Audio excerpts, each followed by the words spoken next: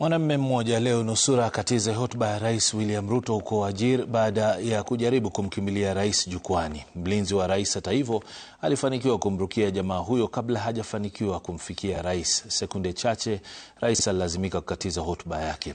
Rais hata hivyo aliwaagiza walinzi wake kumruhusu jamaa huyo kufuatilia yaliyokuwa yakiendelea katika hafla ya mradi wa Nyota huko Wajir.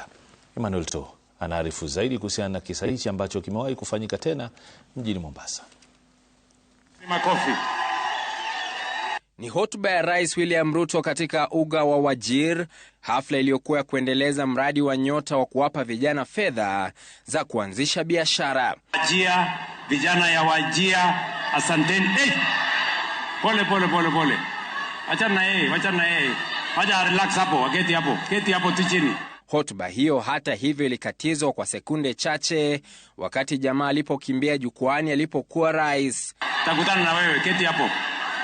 So, mjue ya kwamba tunawapenda sana. Rais Ruto akilazimika kuingilia kati kuwazuia walinzi hao kutomwadhibu jamaa huyo, akiahidi kuzungumza naye baada ya kikao. Na huyo kijana amekuja hapo, nijue anataka mambo gani, nitashughulika na yeye. Basi watu wa Wajia. Walinzi wa rais pamoja na maafisa wa asasi za kiusalama wakiweka kizuizi kati ya maelfu ya vijana na Rais Ruto waliojumuika kwa mkutano huo. Jamaa huyo aliyezungumza na runinga ya Citizen amesema hakuwa na nia mbaya, ila alitaka tu sikio la rais kumsaidia katika uchaguzi. Alikuja almost 6 na kitu. Nikangoja nikajaribu, imenishindwa. And Mishowe, that was the time he was even summarizing his speech. There was no otherwise. And I was only wanted to greet him and share with my ambition of the 2027 election. As I already told you, I'm an aspirant of Wajir Ward, Wajir East. Nimeanguka kiasi kwa kabet chini ya rais na wakanipepa. Na hata karibu shati yangu imeraruka kiasi. Jamaa huyo amesema hajuti alichofanya, huku uchunguzi kuhusu kisa chake ukiendelea.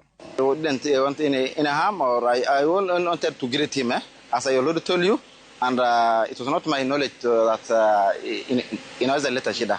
Na niko na hope na nitakutana na yeye. So kwa leo sikielewa hukutana na yeye? Sijakutana na yeye. Habari yako boss? Wachana na yeye. Unaitwa nani? Jeremiah. Siku 6 zilizopita Rais William Ruto alikabiliwa na tishio sawia katika uwanja wa maonyesho wa Jomo Kenyatta, jamaa mwingine akimjia kwa kasi wakati huu kutoka mbele. So wewe utangoja kidogo, acha nimalizane na hawa, keti pale, tutashughulika na wewe. Rais Ruto tena akilazimika kuingilia kati. Kwanza tupunguze gharama ya Matukio haya yanajiri chini ya mwaka mmoja baada ya mwanamume mwingine kumrushia Rais Ruto kiatu mjini Migori, ikulu ikisema ilikuwa ajali tu. Emmanuel To, runinga ya Citizen, Nairobi.